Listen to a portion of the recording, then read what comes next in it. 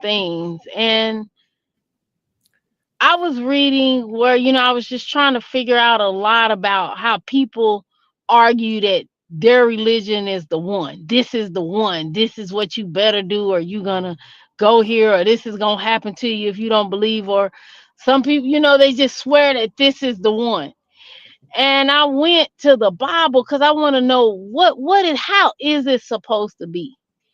And even in the Bible, where it says you should not worship any other gods before me. Only God, not anybody else, not Jesus, not Muhammad, not anybody. And even people that are Christians, it says, Jesus said, do not worship me. Pray to the Father, Right. not to me. And so, like as a child, I knew it wasn't right because I went to Catholic school, but I was Baptist, and Right. everybody's praying to Mary. That's no different than what they call witchcraft, or what they say voodoo is. Certainly. That's no different than a Buddhist praying to a statue. That's what they're doing. And nobody, we should pray to nobody but God. That's it. He is our creator. He's the one that we will never understand. My mom used to say, don't never question God. And I understand that. I just have to roll with the punches and try my best every day to do what I know is the right thing, not because what somebody else told me, but what I know in my heart to be the right thing. And I just Exactly. wanted to share that because I finally got clarification on what I'm actually supposed to be doing, not Right. what somebody else is telling me. Certainly. So, and that's part of the Ten Commandments. Yes, sir. And you're certainly correct, Sister Alicia, and we're very appreciative of you bringing that information Mhm. to the students out there. Some of those students out there, you're right. They want to work. They want to worship everything but the right thing. Thank you, Sister Yes, Alicia. sir. Praise the Most High, Mhm. Brother Cottrell. You have the mic, brother. Shalom, shalom, family. And bless Yah, oh my soul, and all that's within me. Bless his holy name. Giving all honor and praise to the Holy One of Yisrael, Elohim of our fathers, Abraham, Yischat, and Yisrael. Thanking him for life, health, and strength, the wisdom, knowledge, and understanding for our nation, our people, and his promises to our fathers and to us. And so apropos that the sister would share that with us, because there are many divisions that come out of this so-called Bible. And the fact that people don't teach it properly is why people are confused, and you have so many different denominations within Christianity itself. They do the skip to Maloo, jump around education, as opposed to what we're doing here. We study from Bereshit to Malachi, one chapter at a time, chapter by chapter, book by book.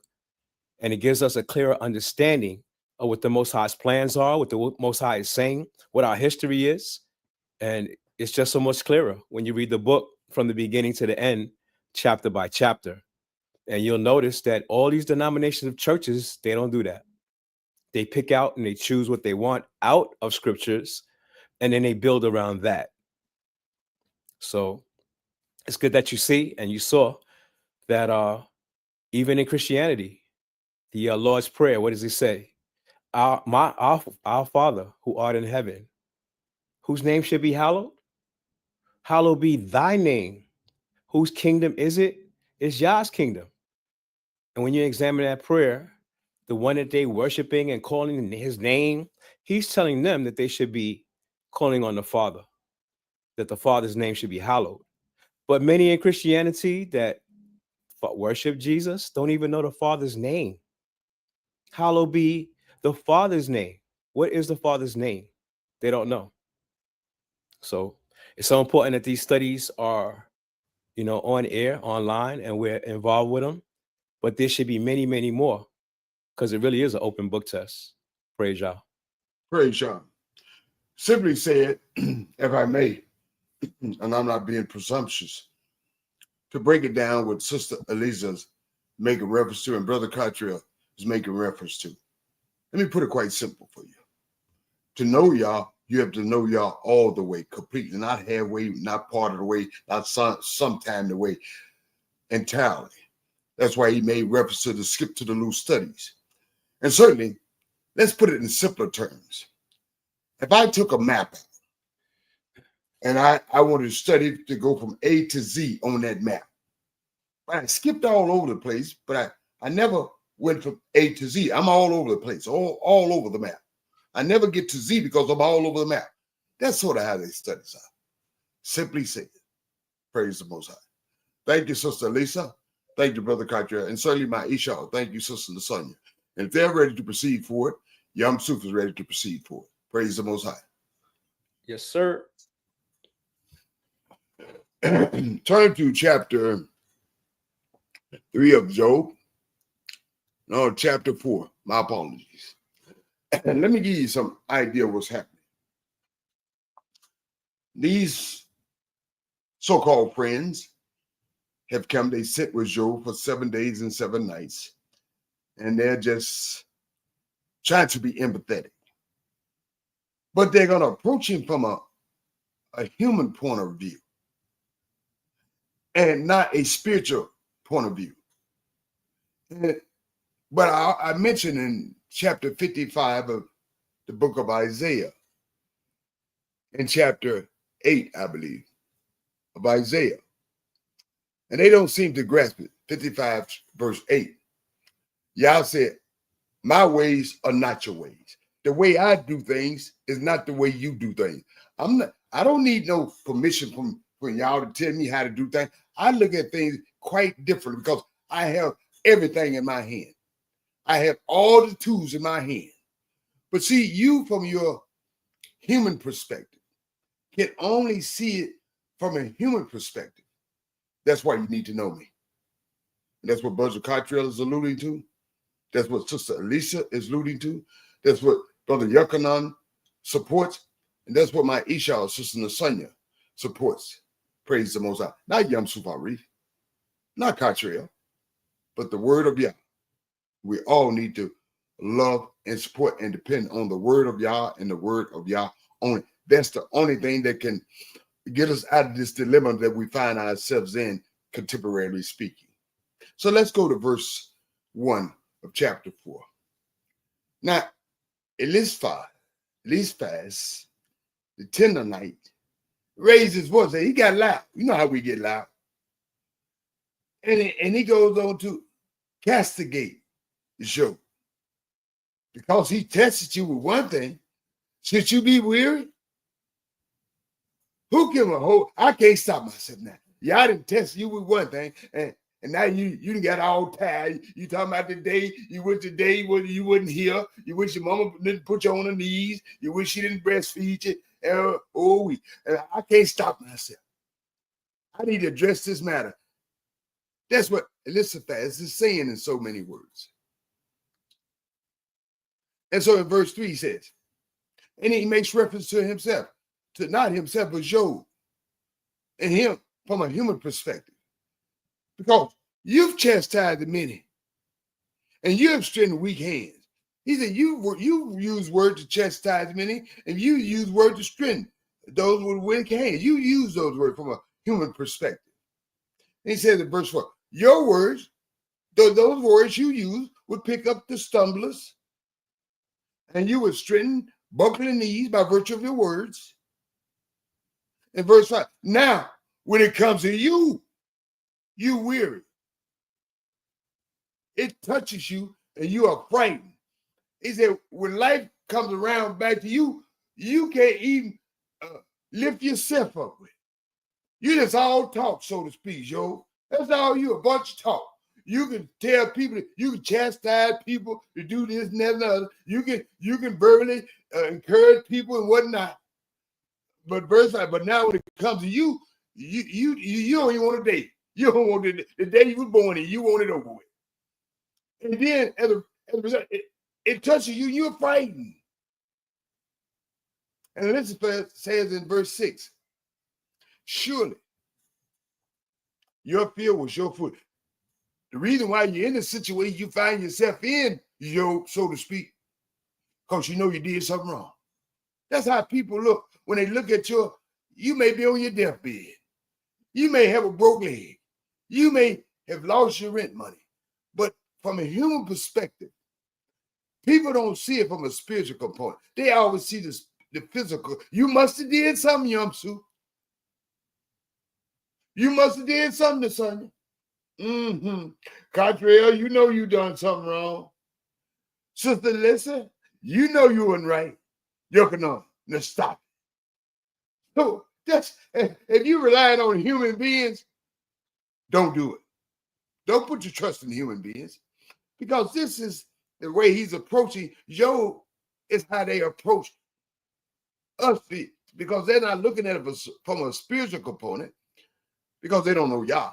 They're looking at it simply from a physical component. You must have did something wrong. And surely, go ahead, Brother Cottrell. Yamsu. Yes. This is typical behavior of the human race. Exactly. Because when people are on top, when they got a lot of money, they're wealthy, got a lot of friends, right? Exactly. And he just described how Job lifted people up, strengthened people, helped people when they were falling. But now that this happened to him, who's there to help him? Lift him up, strengthen him. Yeah, but because you know what, Brother Concha? He's suggesting and inferring and implying that you wrong. That's why you ain't got nobody to help you, because you did something wrong. Was Job worried about the wrong that people were doing when he was lifting them up, strengthening them, and instructing them? No. That wasn't even an issue, was it? No. So now that he's falling, there should be people there to help him up. All the people that he helped, they should be right there to strengthen him, lift him up while he's falling. But that's the nature of human beings on the planet right now. They rather criticize him. And that's the truth, Brother Cottrell. Yeah. That's the truth. Thank you, my brother. Thank you. And that's certainly the truth. In verse 6, surely your fear was your food. You've done something wrong, so to speak. Your hope and the sincerity of your ways. Your ways was wrong. You depended upon your ways. You know your ways weren't right, Job, so to speak. In verse 7, remember now, who was innocent that, and he goes on to set an example. Remember that from a human being perspective. Who was innocent? Ain't no innocent person perished. And where were the upright destroyed? Ain't no upright folks destroyed. Brother, you got the game twisted. He don't understand the studies that we study. The righteous die with the unrighteous. There's no perspective on the righteous and all the unrighteous. Death comes to us all, says Yah. And so, in verse 8, he said, as I've seen, he's seen this. Those who plow violence and sow mischief will reap it. He's talking about a human perspective. You don't know everything. It is fast. Yah said, my ways are not your ways. The way I do things is not incumbent upon the way you do things, the way you see things. So, but he says in verse 9, from the breath of Yah, they were prepared. They reap what they sow. And so to speak, Job, you reaping what you sowed. And from the winds of his nostrils, they will be destroyed. Simply implying, suggesting, and inferring, Job, you dirty. And you know you dirty. Verse 10, the roar of an old lion, the voice of a young lion. The teeth of lion cubs were misled. Verse 11, a lion perished without prey, and the young of the lion was scattered. Verse 12, now a word was conveyed secretly to me, and my ears grasped a bit of it. And verse 13, and the thoughts of the visions of the night, the dreams. When I slumber falls on people. And verse 14, terror and quaking, but he implying of before everything's come before Yah, far as these lions are concerned, as far as these dreams are concerned. You would get some perspective on life. And he says in verse 14, terror and quaking befell me. And he frightened most of my bones. Verse 15, and a spirit passed by my face and made the hair of my flesh stand up, the spirit. In verse 16, it was standing, but I did not recognize the appearance. This image before my eyes, I heard a faint voice. And this image said to him in verse 17, can a mortal be more righteous than Yah? Or a man be purer than his maker? He's simply implying, suggesting, and inferring that Job. See, these animals can't do nothing without the Most High. That spirit approached me, and I suspect it may have approached you because you may have did something wrong. And he said, because you called that your day you were born be done away with, can a mortal be more righteous than Yah? Or can a man be purer than his maker? Job, you're getting beside yourself. That's what Elizabeth is suggesting, inferring, and implying. Everything's come from Yah, even that spirit at night. And he says, behold, he does not trust his servants, and he casts a reproach upon his angels. He said, y'all don't trust his servants, human beings, and he casts reproach upon his angels, especially Satan.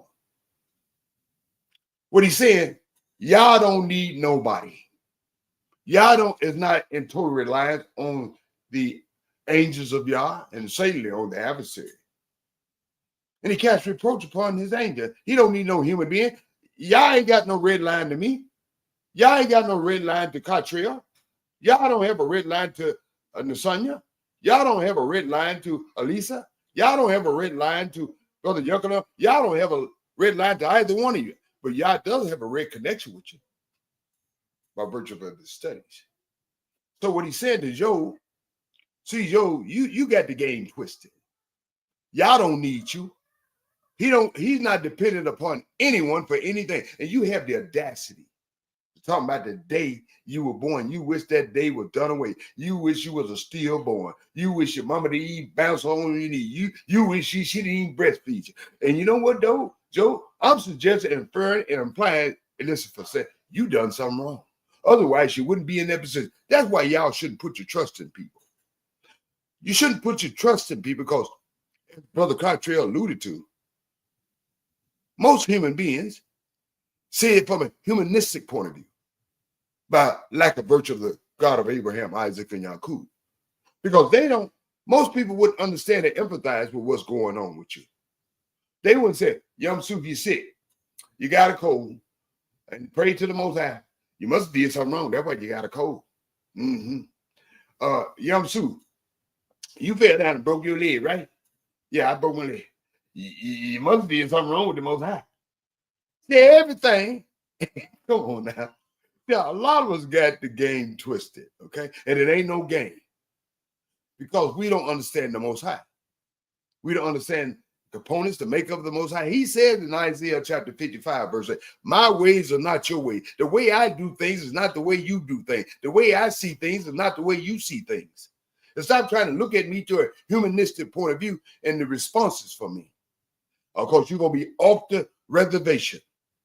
But Elizabeth, being presumptuous, thinking that he can speak for the Most High, he's got a red line to the Most High. That he can say, Job, you wrong. That's why you're in the situation you find yourself in. In verse 19, Elizabeth says, surely those who dwell in mud houses, whose foundation is in dust, they crush them before the worms. Verse 20, from morning to evening, they are crushed without giving a thought. They perish to eternity. They're here today and going tomorrow, so to speak. And certainly, Job, that's why the situation you find yourself in, you got to be dirty. And you're going to be here today and going tomorrow right along with him. That's what he's suggesting, implying, and inferring. And then finally in verse 21, but he needs to see himself, look like Michael Jackson said in the mirror. He's making reference to Job, but his own presumptuousness and haughtiness and pridefulness. their haughtiness, their pride, which is absorbed within them, does it not lead them? They die, and not with wisdom. I strongly imply, suggest, and affirm, Elizabeth, you need to look in the mirror, because you're looking at the things from a humanistic point of view. You're making judgment not from the Most High point of view, and none of us should make judgment on the Most High point of view. None of us should see any human being or any activities that are related to human beings. If you know what the Most High is doing, you can say, I suspect that the Most High is doing, but I don't know. That's the only thing you can say, because they don't know what's going on with Job. And I said that to say this: most human beings don't know what's going on with their own lives by virtue of their lack of study of the Most High Word.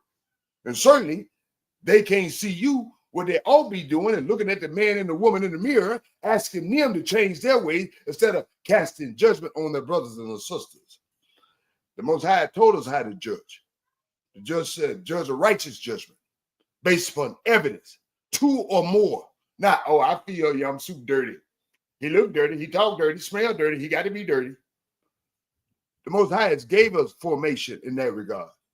You have to have 2 or more witnesses against a brother and a sister to cast judgment. Okay? That's the way we judge. And so basically, Elizabeth is just coming on the scene, making these judgment calls, castigating Job, and don't know what the hell he's talking about. Just like a whole lot of us out here. And the Most High said in Isaiah chapter 5, verse 8, my ways are not your ways. The way I do things is not what you saying just because you want it done like that, Yamsu. That ain't the way I'm doing it. You don't think the way I think, Yamsu Fari. You don't call no shots, Yamsu Fari. You don't castigate or judge your brother without 2 or more witnesses. Praise the Most High. Thank the Most High for that, because you are our shepherd, and bless your holy name. We will see Elizabeth still going to get a little touchy as we study on. And the Most High going to straighten him up, straighten Job up, and the other so-called fair weather friends. But like Brother Cottrell said, that's how we are. We don't come with compassion and love like we ought to, a sense of understanding. We come with a judgment call. No facts, no evidence, no 2 or more witnesses. Just that's the way I feel. The way you feel ain't worth 2 dead flies. And it's not going to amount to anything as far as the Most High is concerned. The way you feel doesn't matter to the Most High because it doesn't mean anything. And praise and bless the Most High in that regard. And you will see by virtue of these studies. Praise Yah. Ms. Anya, Isha, administrator of the show, you have the mic. Any comments on a commentary? The takeaway I took from here is that we don't know what Yah is doing behind the scenes. So that's my takeaway. All praises. And that's a good takeaway. Thank you, Lasagna. Brother Yakanan and Sister Lisa, what's your comments on the commentaries?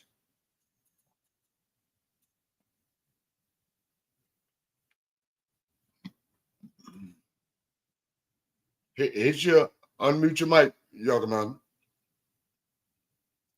Okay. Sister Lisa? All right, we'll do a comeback around. Brother Cottrell, what's your comments on the commentary? All praise to the Holy One of Israel for another lesson that he's given us. Because this is not a lesson in Israelite history. Because Job wasn't an Israelite, right? Exactly. But the fact that they're talking about good and evil, wickedness and righteousness, and they're assuming karma, right? You must have done something wrong, Job, because that's why these things are happening to you. That's karma. But beyond karma, they don't talk about Yah testing us, right? Exactly. Bad things happen to good people. Exactly. It ain't because they did something wrong. Exactly. And I will say that America got one law that people should follow. Mm-hmm. And that law is you're innocent until what? Proven guilty. Yeah. Props to America for having that. Because they coming at Job like he's guilty and they just trying to find out what the guilt is. Exactly. Trying to dig up the dirt, Brother Cottrell. Dig up the dirt. Yes. So what they say, you can't judge a book by its cover. Exactly. Even though you see a brother struggling and going through what he's going through, you should be like Job. Because what did Job do in those instances? It says that Job strengthened weak hands, lifted up people who was falling. But it just so happens that when we see our mighty men fall, our rich people fall, don't nobody want to help them because they think they're supposed to be able to help themselves, being that they was at that position at one time. Something must be wrong. But no, that's your opportunity to step in and help them because they've been so helpful to you. So they should have been helping Job rather than trying to find out what his guilt was, because he wasn't guilty of anything. Praise God. Praise God. Thank you, Brother Cottrell, for that clarification. Brother Yuckanon, Sister Lisa, your mics are hot. If not, we will proceed forward. Okay, Brother Yuckanon, your mic is hot. Sister Lisa. Yeah, just walking in the door, getting situated. So I'm listening. Just continue with that great word. Praise God, Brother Yuckanon and Sister Lisa. All right, let us proceed forward in the last segment of study for tonight. The prophet Haggai, which names mean festive or festival. Let's see if it's festive and a festival. Praise Yah, chapter 1, the commandment to build Yah's house. Cottrell is going to give you some perspective on that. And he's going to break it down to you like you're 2 years old. Okay? Don't get offended. Just like you're a novice. Brother Cottrell, the mic's yours. All praise to the Holy One of Israel. Again, for our great prophet, the prophet Haggai.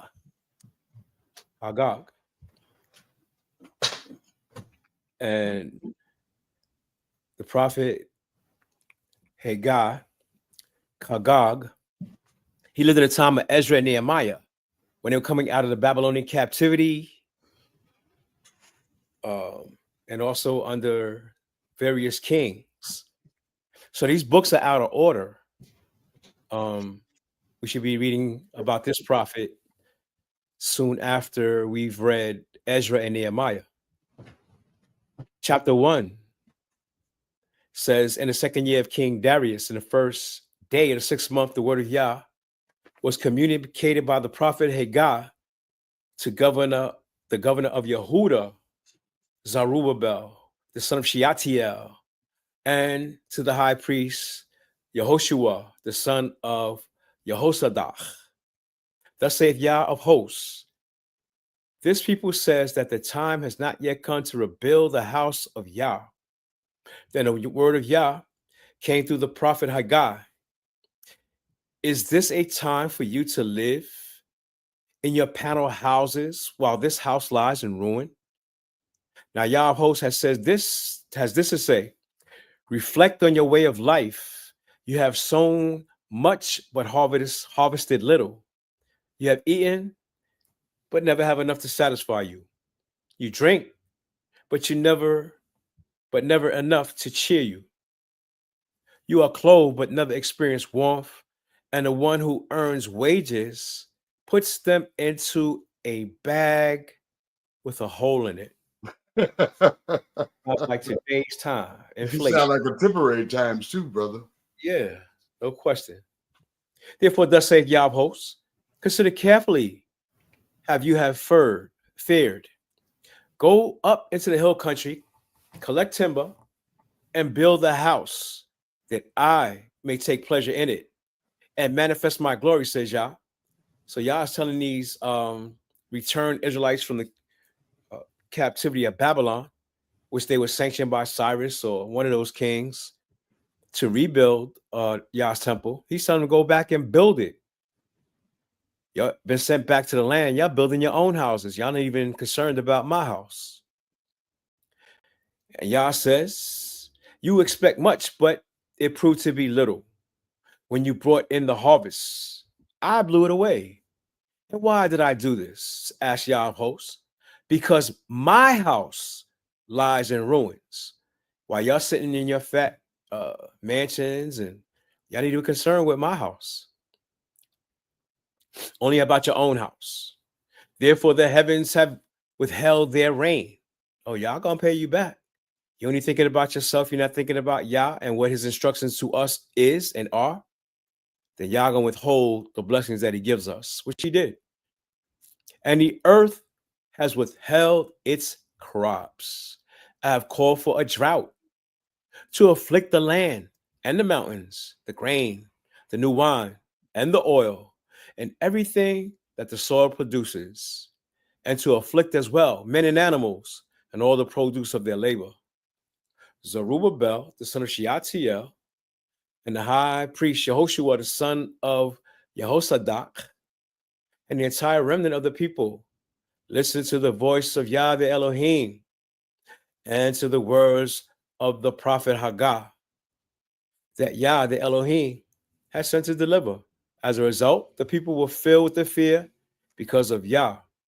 Thereupon, Haggah, the messenger of Yah, proclaimed to the people Yah's message. And it's similar to the message that he gives to us. He says, I am with you. That's what Yah says. That's what he declares. Then Yah stirred up the spirit of the governor of Yehuda, Zerubbabel, the son of Shealtiel, and the spirit of the high priest Yehoshua, the son of Jehozadak, and the spirit of all the remnant of the people. They came and began to work on the house of Yah of hosts, the Elohim, on the 24th day of the 6th month. Praise Yah. They had to be encouraged. They had to be inspired. They had to be waking up. Like, this is the mission that Yah's giving you. You can't just be thinking about yourself and your own welfare. Yah's included in this nation, and we have to put him first and foremost. And that's the first thing they should have done. And he'll remind us by sending prophets like Haggah, like, y'all sitting on your laurels and you're thinking about yourself, but y'all should be thinking about me. In this case, it was a physical temple that they had the opportunity to rebuild, but they were only thinking about themselves. So they had to be shook up and reminded that it's really all about Yah. And it's almost similar to today. We have to be reminded it's about Yah. We can't build Yah's house, but we have to put Yah first and foremost in our minds and our hearts, because he's the one that's going to deliver us. And it's his plan that we're following. Praise Yah. Praise Yah. I'm very appreciative for Brother Cottrell setting things into context. As he mentioned, this book is taken out of context and put somewhere by, the last kingdom, universal white race supremacists. And it should be in the context of Ezra, the prophet, and Nehemiah, within that context and frame of work.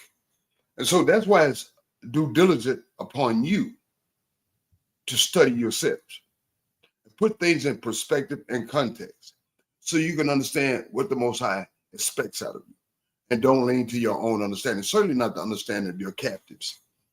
Your captives, by the evidence, had been very kindly toward us. They've taken our names, taken books out of context. They rewrote things and introduced some new things. How's that working out for you? I suspect not very well. That's why it's incumbent upon you in due diligence and more obligation to do something for yourselves. Don't take my word for it. Don't take Cottrell's word for it. Don't take Nasania's word for it. Don't take Yuckanon's word for it. Don't take Sister Alicia's word for it. You take the Most High word for it, and you put it in some perspectives so you can get some understanding. Praise the Most High and bless his holy name. Sister Nasania, what is your comments on our commentaries?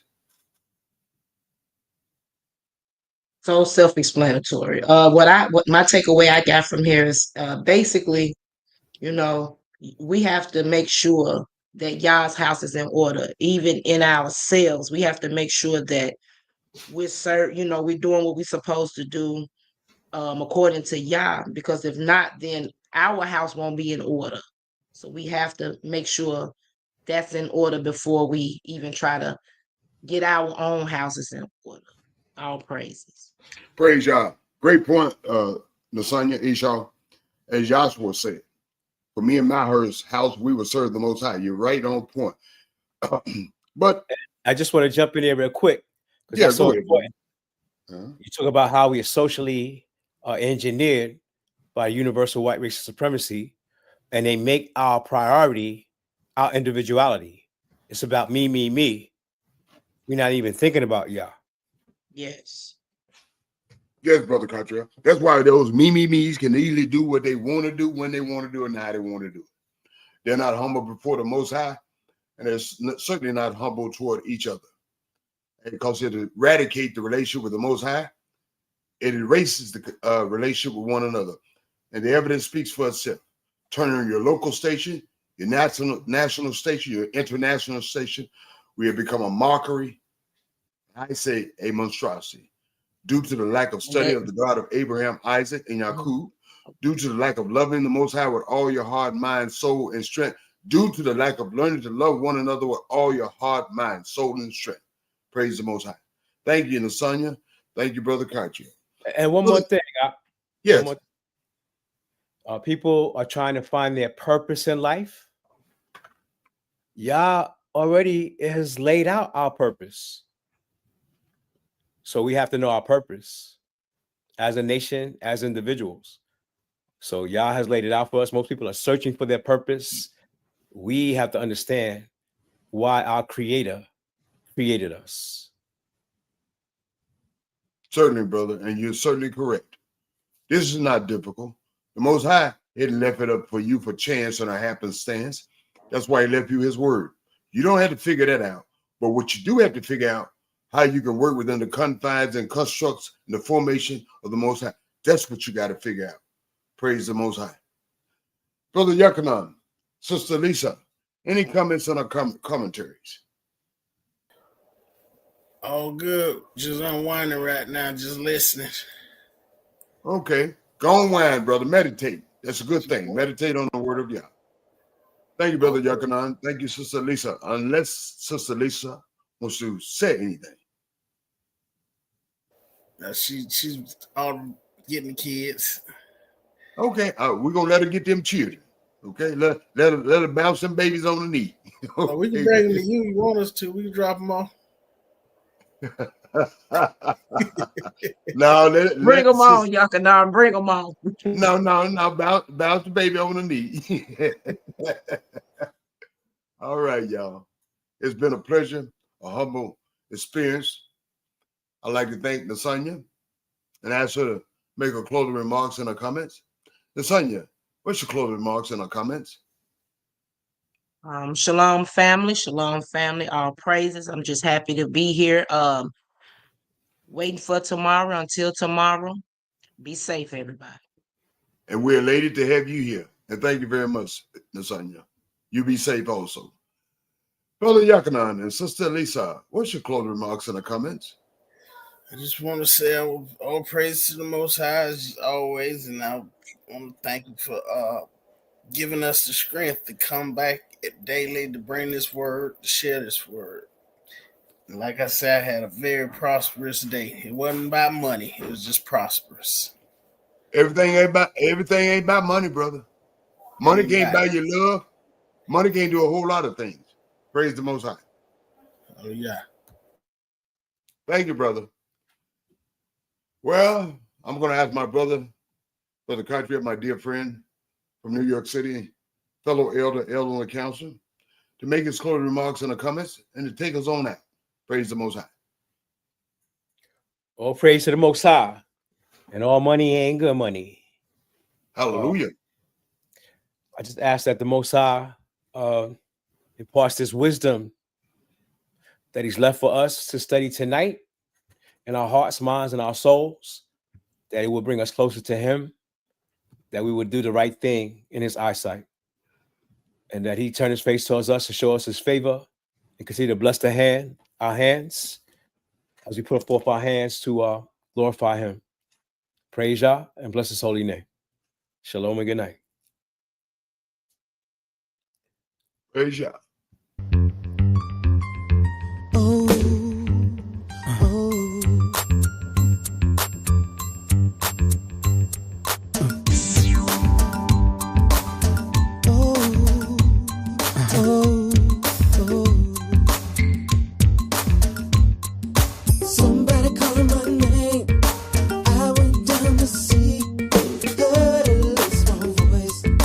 Calling down at me, how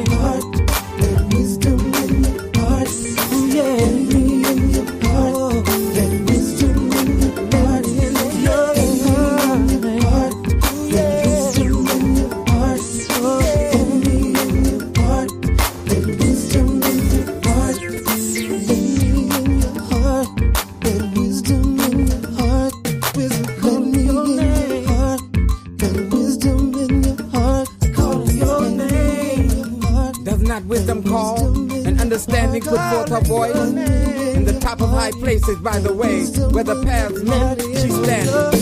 Beside the gates at the entry of the city, at the coming in at the doors, she cries aloud, unto you, O men, I call, and my voice to the sons of men.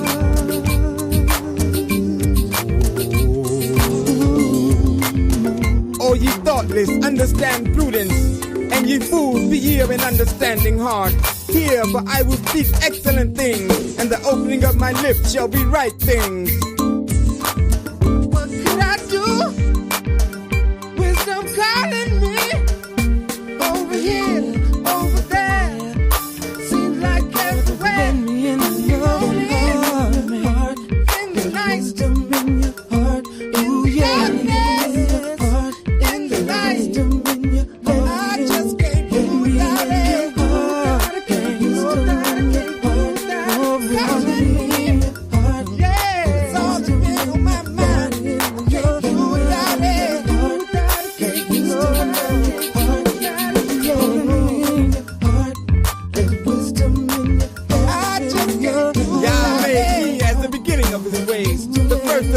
Of old, I was set up from everlasting from the beginning, or ever the earth was.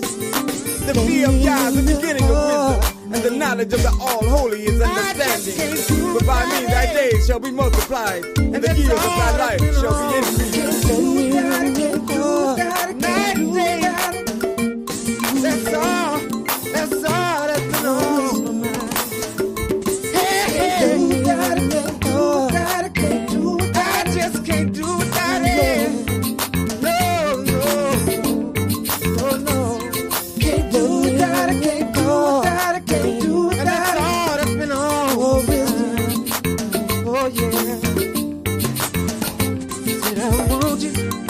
Now therefore, ye children, hearken unto me.